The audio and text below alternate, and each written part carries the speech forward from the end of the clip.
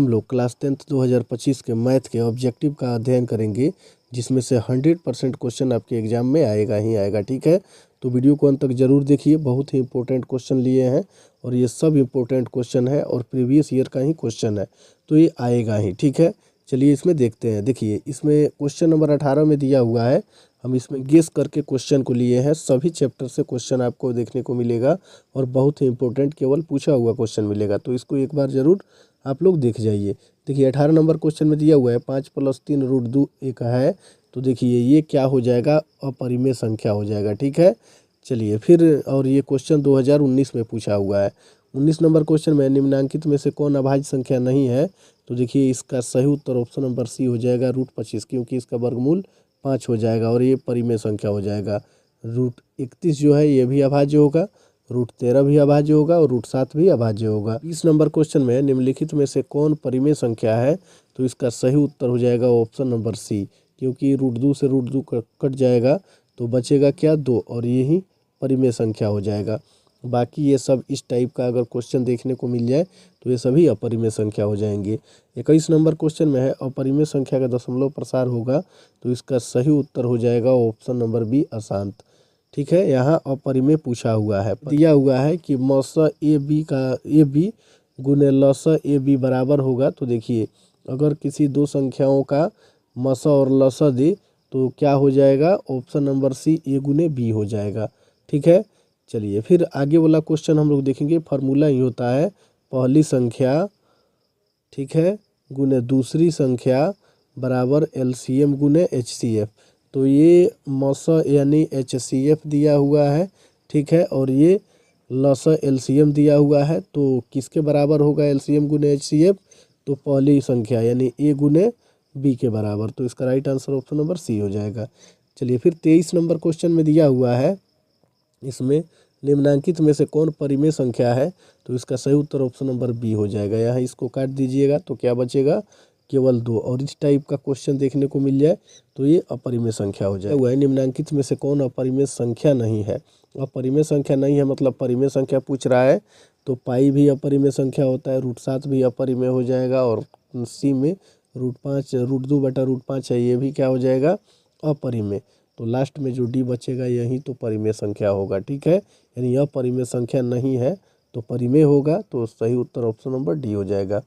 25 number question में पाई क्या है, तो अभी इसमें बताए हैं कि पाई अपरिमेय है, तो क्या हो जाएगा, ऑप्शन नंबर बी, अपरिमेय। इसमें दिया हुआ है 3√3 है, तो इसका सही उत्तर हो जाएगा ऑप्शन नंबर बी। ठीक है, अपरिमेय वह दो क्रमिक सम संख्याओं का एचसीएफ क्या होगा, तो इसका सही उत्तर ऑप्शन नंबर बी हो जाएगा। ठीक है, 2।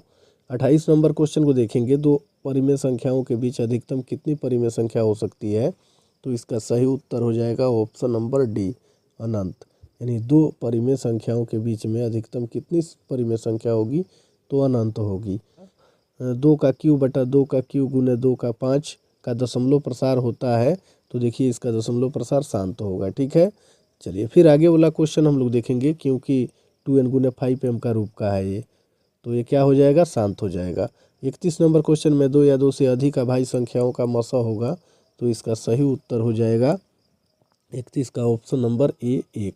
2 या 2 से अधिक अभाज्य संख्याओं का जब एचसीएफ पूछे मसा, तो एक ही लगाइएगा। ठीक है, चलिए फिर 32 नंबर क्वेश्चन को देखेंगे, दो परिमेय संख्याओं के बीच कितनी परिमेय संख्या हो सकती है, तो इसका सही उत्तर ऑप्शन नंबर डी हो जाएगा, अनंत। दो परिमेय है।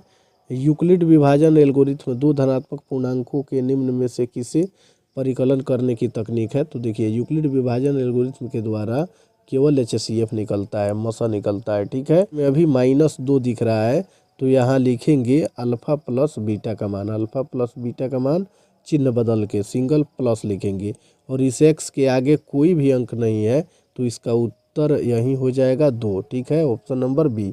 अगर यहाँ एक्स के आगे कोई अंक होता तो बटा के नीचे उसको लिख देते, लेकिन कुछ नहीं है तो बस इसके चिन्ह को बदल देंगे, जो आएगा वही उत्तर हो जाएगा। या फिर आप फार्मूला पर भी -b/a पर इसको बना सकते हैं। ठीक है, चलिए फिर 2 नंबर क्वेश्चन को देखेंगे। 2 नंबर क्वेश्चन में दिया हुआ है 4x² + 1/7 किस प्रकार का बहुपद है, तो इसका सही उत्तर ऑप्शन नंबर बी हो जाएगा, द्विघात बहुपद।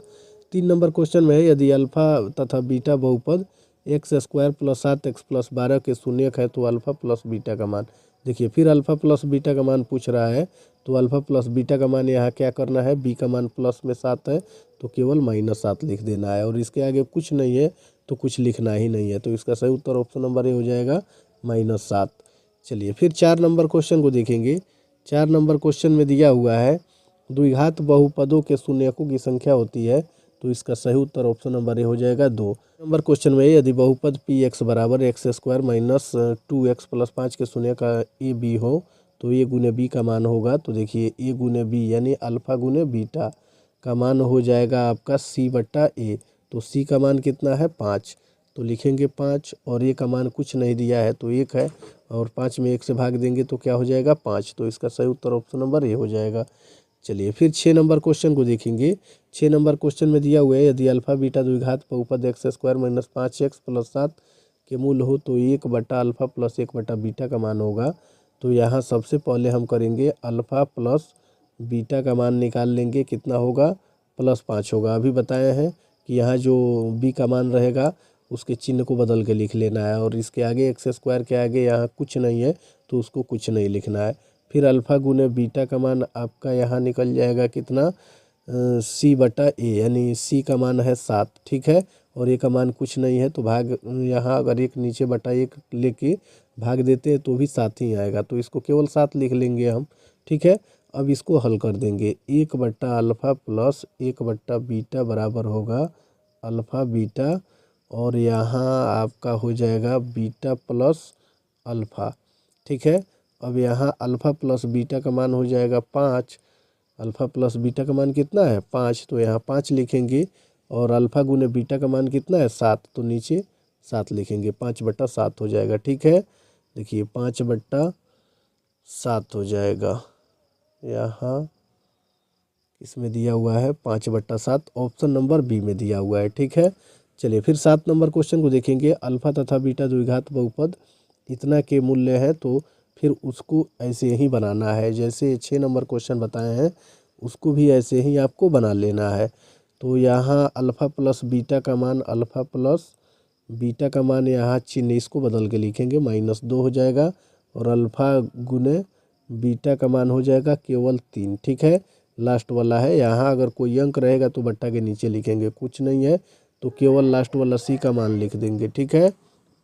अब देखिए यहाँ, अब उसके बाद में यहाँ 1 बटा अल्फ़ा प्लस 1 बटा बीटा का मान है, तो इसको जब हल करेंगे बट्टा का जोड़ बनाएंगे तो यहाँ बीटा प्लस अल्फ़ा बट्टा अल्फ़ा बीटा हो जाएगा, ठीक है। तो अल्फ़ा प्लस बीटा का मान -2 है, और बटा अल्फ़ा बीटा का मान कितना है 3, तो -2 बटा 3 इसका उत्तर हो जाएगा। देखिए इसमें कहीं दिया हुआ होगा -2 बटा 3, ऑप्शन नंबर बी इसका उत्तर हो जाएगा। चलिए फिर आगे वाला क्वेश्चन हम लोग देखेंगे। क्वेश्चन नंबर 8 में दिया हुआ है द्विघात बहुपद एक्स स्क्वायर माइनस 3 के शून्यक होंगे, तो एक्स स्क्वायर माइनस 3 दिया हुआ है बराबर 0, या एक्स स्क्वायर बराबर हो जाएगा 3। अब एक्स का मान निकालेंगे तो ये रूट में चला जाएगा 3 प्लस माइनस, ठीक है। तो रूट में +-3 ऑप्शन नंबर बी में दिख रहा है, ठीक है। एक बार माइनस में √3 ये होगा, और एक बार सिंगल √3 हो जाएगा, ठीक है। चलिए फिर 9 नंबर क्वेश्चन को देखेंगे। 9 नंबर क्वेश्चन भी आप लोग ऐसे ही बना लीजिएगा। इसमें दिया हुआ अल्फ़ा बीटा का द्विघात बहुपद x square minus 3x plus 5 के मूल है, तो 1 बटा अल्फ़ा प्लस बीटा का मान होगा। तो पहले अल्फ़ा प्लस बीटा का मान यहाँ लिखेंगे, इसके चिन्ह को बदल करके लिखेंगे, ठीक है। 3 हो जाएगा, माइनस में 3x है तो सिंगल 3 हो जाएगा, प्लस में और अल्फ़ा बीटा का मान लिख लेंगे सिंगल 5 हो जाएगा, क्योंकि यहाँ कोई अंक दिया ही नहीं है एक्स स्क्वायर के आगे, तो 5 हो गया। अब इसको जब से हल कीजिएगा, बट्टा का जोड़ बनाइएगा, तो ये बीटा में 1 से गुना करिएगा तो बीटा हो जाएगा, कितना हो जाएगा बीटा। अब प्लस अल्फ़ा में 1 से गुना करिएगा तो अल्फ़ा हो जाएगा। अब बटा इन दोनों को गुना कर दीजिए अल्फ़ा बीटा, ठीक है। अब यहाँ इसका मान भर दीजिए, दोनों का मान देखिए यहाँ 3 दिया हुआ है, तो 3 और बटा अल्फ़ा बीटा का मान कहाँ दिया हुआ है, यहाँ 5 दिया हुआ है, ठीक है। तो यहाँ 5 लिख देंगे, 3 बटा 5 हो जाएगा, तो ऑप्शन नंबर ए में दिख रहा है, ठीक है। चलिए फिर 10 नंबर क्वेश्चन को देखेंगे। 10 नंबर क्वेश्चन में द्विघात बहुपद x square plus 3x plus 2 के शून्यक होंगे, तो इसको निकालने के लिए करना क्या है, इस 2 को गुणनखंड कर देना है। 2 को गुणनखंड करेंगे तो 2 गुने कितना करेंगे 1, तो 2 में 1 से गुना करने पर 2 हो जाएगा, और 2 और 1 को जोड़ेंगे तो कितना आ जाएगा 3 आ जाएगा। ठीक है, अब यहाँ क्वेश्चन में हम बताए थे कि प्लस वाला बी का मान प्लस में है तो माइनस कर देंगे, और सी का भी मान माइनस में हो जाएगा, और इसमें जो बड़ा है, बड़ा 2 है तो 2 यहाँ लिखेंगे, और ये 1 है तो यहाँ 1 लिखेंगे। -2 और -1 इसका उत्तर हो जाएगा। ठीक है, तो -2 और -1 इसमें किस में दिख रहा है, -2 -1 ऑप्शन नंबर डी हो जाएगा। ठीक है, चलिए फिर आगे वाला क्वेश्चन हम लोग देखेंगे। क्वेश्चन नंबर 11 में दिया हुआ है कौन रेखीय बहुपद व्यंजक है, तो इसका सही उत्तर हो जाएगा ऑप्शन नंबर ए। ठीक है, 2x - 2। बाकी ये सभी द्विघात बहुपद है और ये त्रिघात बहुपद है। तो रेखीय या रैखिक बहुपद जिसमें x में कोई भी पावर न दिखे, यहाँ जो x है इसमें कोई भी पावर नहीं है, तो ये रैखिक या रेखीय बहुपद होता है। चलिए फिर आगे वाला क्वेश्चन हम लोग देखेंगे। क्वेश्चन नंबर 13 में दिया हुआ है कि बहुपद x² - 4x + 1 के मूलों का योग होगा। तो देखिए मूलों का योग, यहाँ जो b का मान है ना -4x दिख रहा है, बस इसको प्लस में कर देना है तो क्या हो जाएगा 4 हो जाएगा। और अगर यहाँ x² के आगे कोई अंक रहता, मान लीजिए 2 रहता, तो b का मान प्लस में 4 लिखते और इस 2 को यहाँ बट्टा में कर देते, 2 दूनी 4 2 आ जाता। लेकिन यहाँ तो कोई अंक है ही नहीं, तो केवल ये माइनस में जो दिखेगा b का मान तो प्लस में कर देंगे, और प्लस में रहेगा तो माइनस में कर देंगे, मूलों का योग। ठीक है, चलिए फिर आगे वाला क्वेश्चन हम लोग देखेंगे। एक घात वाला बहुपद कहलाता है तो रैखिक बहुपद कहलाता है। चलिए फिर अब दो चर वाले रैखिक समीकरण को देखेंगे। ठीक है, देखिए अभी तक हम लोग देख लिए हैं वास्तविक संख्या पहला चैप्टर का, दूसरा द्विघात बहुपद वो भी हम लोग कंप्लीट कर लिए, तीसरा है दो चर वाला रैखिक समीकरण। इसमें दिया हुआ है समीकरण x + y = 6 के कितने हल हो सकते हैं, तो अनंत होगा। देखिए कैसे होगा, मान लीजिए कि x का मान आप 0 रखते हैं, कभी 1 रखिएगा, कभी 2 3 4 ऐसे ही करके अनंत संख्या रख सकते हैं, इसकी गिनती नहीं होगी। ठीक है, या फिर ऐसे ही y का मान भी आप 0 रख सकते हैं, तो x का मान निकलेगा, y का मान कभी 0 कभी 1 कभी 2 कभी 3, इस प्रकार इतना मान यहाँ रखा जा सकता है कि उसकी गिनती नहीं हो सकती है। तो इसके कितने हल होंगे, अनंत, ऑप्शन नंबर सी। चलिए फिर 2 नंबर क्वेश्चन में दिया हुआ है एक रैखिक समीकरण का घात होगा, तो इसका सही उत्तर ऑप्शन नंबर सी हो जाएगा 1। रैखिक समीकरण का घात कितना होता है, 1 होता है। ठीक है, और द्विघात बहुपद का घात कितना होता है, 2। क्वेश्चन में देखेंगे दो रैखिक समीकरण a1x + b1y + c1 है तथा a2x + b2y + c2 = 0 है, तो a1/a2 बराबर b1/b2 बराबर नहीं c1/c2, तो आलेख कैसा होगा। तो देखिए इसका सही उत्तर ऑप्शन नंबर ए हो जाएगा विरोधी। 4 नंबर क्वेश्चन में है अद्वितीय हल वाला युगपत रैखिक समीकरण कहलाता है, तो इसका सही उत्तर ऑप्शन नंबर बी हो जाएगा अविरोधी। 5 नंबर क्वेश्चन में है असंगत समीकरण के युग्म का हल होता है, तो इसका सही उत्तर हो जाएगा 5 का ऑप्शन नंबर ए, इनमें से कोई नहीं। ठीक है, ये बहुत इंपॉर्टेंट है, सब एग्जाम में पूछा हुआ है, इसको देख लेना है। चलिए फिर आगे वाला क्वेश्चन में दिया हुआ है आश्रित समीकरणों के युग्म का हल क्या होगा, तो इसका सही उत्तर ऑप्शन नंबर सी हो जाएगा अनगिनत हल। चलिए फिर 7 नंबर क्वेश्चन में देखेंगे विरोधी समीकरण युग्म में कितने हल होते हैं, तो इसका सही उत्तर ऑप्शन नंबर ए हो जाएगा कोई हल नहीं होता है।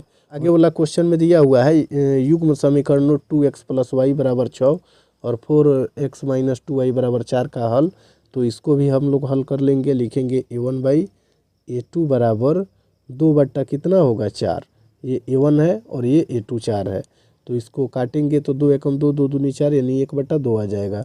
फिर b1/b2 हो जाएगा, तो इसमें b1 का मान हो जाएगा 1, सिंगल y दिया है कुछ नहीं है तो 1 हो जाएगा, और b2 का मान कितना हो जाएगा -2, यानी यहीं पर पता चल जा रहा है कि ये a1/a2 बराबर नहीं है b1/b2 के। यहाँ 1/2 आ रहा है और यहाँ आ रहा है 1/-2। ठीक है, अद्वितीय हल हो जाए। समांतर श्रेणी में अब हम लोग क्वेश्चन को देखेंगे, उसमें उसी टाइप का उतना क्वेश्चन कंप्लीट कर लीजिएगा, 100% उस टाइप का क्वेश्चन आपको देखने को मिलेगा ही। फिर समांतर श्रेणी में क्वेश्चन नंबर 1 को देखेंगे, निम्नलिखित में से कौन समांतर श्रेणी है। तो समांतर श्रेणी चेक करने के लिए इसमें करेंगे क्या, ये दूसरे में से पहले वाले को घटा लेंगे, फिर तीसरे वाले में से इसके आगे वाला, फिर इसके पीछे वाला में से इसको घटा लेंगे। अगर सबको घटाने पर मान एक ही जैसा निकल जाएगा तो समांतर श्रेणी का पद हो जाएगा। तो ऑप्शन नंबर बी इसको बना के चेक कर लीजिएगा, यही इसका उत्तर हो जाएगा। 2 नंबर क्वेश्चन में एपी दिया हुआ है 4, 10, 16, 22, 28 का सार्वंतर होगा। तो इस टाइप का क्वेश्चन 100% क्वेश्चन आपको देखने को मिलेगा एग्जाम में। इसमें करना क्या होता है कि पीछे वाला में से आगे वाला को घटा देंगे, यानी पीछे 10 दिया हुआ है, इसमें से 4 को घटा देंगे तो कितना आ जाएगा 6। तो इसका right answer option number B हो जाएगा। बस ऐसे ही आपको डी का मान निकालना है, जिसे सार्वंतर कहा जाता है। चलिए फिर 3 नंबर क्वेश्चन को देखेंगे। 3 नंबर क्वेश्चन में है, जब किसी अनुक्रम के पद किसी नियम के तहत लिखे जाते हैं तब उसको कहते हैं या उसे कहते हैं तो इसे श्रेणी कहते हैं। ठीक है, इसको याद करना है, कर लेना है, ये 2015 में आया हुआ था। चलिए फिर 4 नंबर क्वेश्चन में है कि AP 2, 7, 12 का 10वां पद होगा। तो देखिए जिसमें वा लगा रहता है n का मान होता है, किसका मान होता है n का, n बराबर 10, और पहला जो लिखा होता है अंक वो a का मान होता है। a का मान कितना दिया हुआ है 2, और d का मान निकालने के लिए ये 7 में से 2 घटा देंगे, यानी पीछे वाला में से आगे वाला को। तो 7 में से 2 घटाएंगे तो d का मान कितना निकल जाएगा 5। अब इसको इस फार्मूला पर भर देंगे, a plus n-1 into D. अब यहाँ a का मान लिखेंगे 2 और प्लस n का मान कितना है 10 और -1 और d का मान कितना है 5। अब इसको हल कर देंगे तो an का मान निकल जाएगा। तो ये 10 में से 1 माइनस करेंगे 9, 9 पचे कितना हो जाएगा 45, 45 में 2 जोड़ेंगे 47, इसका राइट आंसर हो जाएगा। चलिए फिर आगे वाला क्वेश्चन हम लोग देखेंगे। 5 नंबर में है समांतर श्रेणी -3 -1/2, 2 का 11वां पद। ठीक क्वेश्चन नंबर 4 के आधार पर इसको बना लेना है। ए का मान हो जाएगा -3 और डी का मान 1 में से 3 को घटा के लिख लेना है, और n बराबर कितना हो जाएगा 11, और जो फार्मूला है a plus n-1 into D पर, इस पर आप लोग हल कर लीजिएगा, आंसर आ जाएगा। क्वेश्चन नंबर 1 में दिया हुआ है कि बिंदु -1 और 3 तथा -5, 7 के बीच की दूरी होगी। तो दूरी सूत्र बराबर होता है √अंडर x2 माइनस x1 का होल स्क्वायर और प्लस y2 माइनस y1 का होल स्क्वायर। ये √अंडर x2 का मान हो जाएगा -5, कितना हो जाएगा -5, और माइनस x1 का मान हो जाएगा -1। तो इसमें का माइनस और ये माइनस मिलके प्लस हो जाएगा, और एक है तो ऐसे ही लिख देंगे, स्क्वायर लगा देंगे। फिर प्लस y2 का मान हो जाएगा कितना 7, और माइनस y1 का मान कितना हो जाएगा 3, इसको स्क्वायर कर देंगे। अब यहाँ √अंडर में लिखेंगे, इसमें से प्लस माइनस, माइनस में 5 और प्लस में 1 है, तो एक घट के कितना हो जाएगा -4, कितना हो जाएगा -4, स्क्वायर है तो स्क्वायर लगा देंगे। फिर प्लस 7 में से 3 को माइनस करेंगे तो 4 होगा, इसको भी स्क्वायर कर देंगे। अब यहाँ -4 का स्क्वायर करेंगे तो √अंडर कितना हो जाएगा 16, और फिर 4 का स्क्वायर 16 हो जाएगा। अब इसको जोड़ेंगे तो √अंडर कितना हो जाएगा 32। अब 32 √अंडर हो जाएगा तो इसको निकाल देंगे। 32 को क्या करेंगे, √अंडर 32 आया हुआ था तो 32 का LCM निकाल देंगे। 2 से 16 दूना 32 कट जाएगा, फिर 2 से 8 दूना 16, फिर 2 से 4 दूनी 8 हो जाएगा, फिर 2 से 2 दूनी 4 और 2 एकम 2 हो जाएगा। अब इसको रूट के अंदर लिख देंगे। ठीक है, तो रूट के अंदर लिखेंगे तो जोड़ा जिसका जिसका लग जा रहा है वो सब क्या चला जाएगा रूट के बाहर, यानी 2 गुने 2 हो जाएगा, और रूट के अंदर क्या बचेगा सिंगल 1 2 बचेगा। तो 2 दूनी 4, रूट कितना हो जाएगा 2, ऑप्शन नंबर ए हो जाएगा। चलिए फिर यहाँ क्वेश्चन नंबर 2 में हम लोग देखेंगे। 2 नंबर क्वेश्चन में दिया हुआ है कि बिंदु 4 -5 के मूल बिंदु से दूरी क्या होगी। तो जब भी क्वेश्चन में मूल बिंदु से दूरी पूछे और एक ही मान दिया रहे तो इसमें कुछ नहीं करना है, लिखना है √अंडर पहले वाला का स्क्वायर, यानी पहले 4 है तो 4 का स्क्वायर, और फिर प्लस बाद वाला कितना दिया हुआ है -5, इसका स्क्वायर कर देना है। तो यहाँ हो जाएगा √अंडर 4 का 16 और 5 का स्क्वायर हो जाएगा 25। 16 25 को जोड़ेंगे तो 6 5 हो जाएगा, 11 का 1 √अंडर, और फिर 2 1 3 1 4 41, √अंडर 41 ऑप्शन नंबर ए में दिया हुआ है। ठीक है, चलिए फिर क्वेश्चन नंबर 3 में दिया हुआ है कि एक शख्स से बिंदु P -3 6 की दूरी होगी। तो फिर एक शख्स से दूरी पूछ रहा है तो इसका हो जाएगा 6। ठीक है, ऑप्शन नंबर सी, यानी एक शख्स से जब बिंदु P का -3 6 का दूरी पूछे तो क्या हो जाएगा y का मान हो जाएगा। अगर यहाँ y अक्ष से पूछ ले, ठीक है, y अक्ष से तो एक्स का वैल्यू लिख दीजिएगा -3। ठीक है, चलिए फिर 4 नंबर क्वेश्चन को देखेंगे। 4 नंबर क्वेश्चन में दिया हुआ है कि बिंदु -4 3 किस पाद में है। तो देखिए पहले माइनस में है और बाद में प्लस में है, तो ये किस चतुर्थांश में आता है, द्वितीय चतुर्थांश में आता है। और पहला चतुर्थांश में प्लस प्लस आता है, इसमें क्वेश्चन देखने को मिल ही जाएगा। क्वेश्चन में देखेंगे बिंदु 4 -3 किस चतुर्थांश में है। तो देखिए पहले प्लस और बाद में माइनस है, तो चतुर्थांश में हो जाएगा। ठीक है, 7 नंबर क्वेश्चन में मूल बिंदु का निर्देशांक है, तो इसका सही उत्तर ऑप्शन नंबर बी हो जाएगा 0 0। 8 नंबर क्वेश्चन में बिंदु 2 3 एवं -2 3 के बीच की दूरी क्या होगी। तो दूरी सूत्र पर इसको हल करिएगा, तो इसका उत्तर आ जाएगा ऑप्शन नंबर बी 4। ठीक है, चलिए फिर आगे वाला क्वेश्चन हम लोग देखेंगे। क्वेश्चन नंबर 7 में दिया हुआ है कि मूल बिंदु से 3 और -4 की दूरी क्या होगी। तो अभी मैंने ऊपर बताया है कि मूल बिंदु से जब भी पूछे तो रूट अंडर पहले वाला का स्क्वायर 3 3 का 9 हो जाएगा, और प्लस ये दूसरे वाला का स्क्वायर 4 चौका 16 हो जाएगा। जोड़ेंगे तो ये हो जाएगा 25 रूट अंडर, और इसका वर्गमूल कितना निकलेगा 5। तो इसका सही उत्तर ऑप्शन नंबर सी हो जाएगा 5। ठीक है, चलिए फिर आगे वाला क्वेश्चन हम लोग देखेंगे। क्वेश्चन नंबर 11 में दिया हुआ है कि बिंदु -5 -3 किस चतुर्थांश में है। तो देखिए दोनों इसमें माइनस में जब दिखे तो ये तृतीय चतुर्थांश होता है। 12 नंबर क्वेश्चन में है -4 -6 किस चतुर्थांश में है। तो ये भी तृतीय चतुर्थांश में होगा। ठीक है, और ये क्वेश्चन नंबर 13 में दिया हुआ है कि बिंदु ए का मान 8 10 तथा बिंदु बी का 4 6 को मिलाने वाले रेखाखंड के मध्य बिंदु का निर्देशांक होगा। तो मध्य बिंदु का निर्देशांक निकालने के लिए ये पहले वाला दोनों जोड़ देंगे, यानी 8 प्लस हो जाएगा 4 और बटा 2 कर देंगे, तो 8 4 हो जाएगा 12, 12 में 2 से भाग देंगे कितना आएगा 6, यानी एक 6 निकल गया। ठीक है, तो इसमें देखेंगे मात्र 6 ऑप्शन में पहले किस में है, पहले ऑप्शन नंबर ए में है, तो इसी को लगा देंगे। ठीक है, या फिर इसको भी जोड़ के देख लेंगे, 10 6 16 होगा, 16 का आधा कितना होगा 8, तो यह हो जाएगा ऑप्शन नंबर ए इसका सही उत्तर। फिर 14 नंबर क्वेश्चन में पूछा हुआ है किसी बिंदु -4 -7 में y का नियामक मान है। तो इसमें y का मान -7 हो जाएगा। ठीक है, अगर x का पूछे तो -4 हो जाएगा। इसमें पूछा है कि y का मान, तो यहाँ x का पूछ ले तो -4 हो जाएगा। ठीक है, चलिए फिर 15 नंबर क्वेश्चन में दिया हुआ है कार्तिकीय तल में स्थित बिंदु 8 -9 की कोटि होगी। तो कोटि इसमें -9 होगी। ठीक है, और भुज का मान पूछे तो 8 हो जाएगा, तो ऑप्शन नंबर सी हो जाएगा इसका सही उत्तर। और ये सभी प्रीवियस ईयर का ही क्वेश्चन है। 16 नंबर क्वेश्चन में बिंदु -10 6 तथा 10 -6 को मिलाने वाले रेखाखंड के मध्य बिंदु का नियामक होगा। तो मध्य बिंदु का नियामक -10 + 6, यानी इन दोनों को जोड़ेंगे 2 से भाग दे देंगे, तो इसमें से घटाएंगे तो कितना आ जाएगा -4 और बटा 2 -2 आ जाएगा।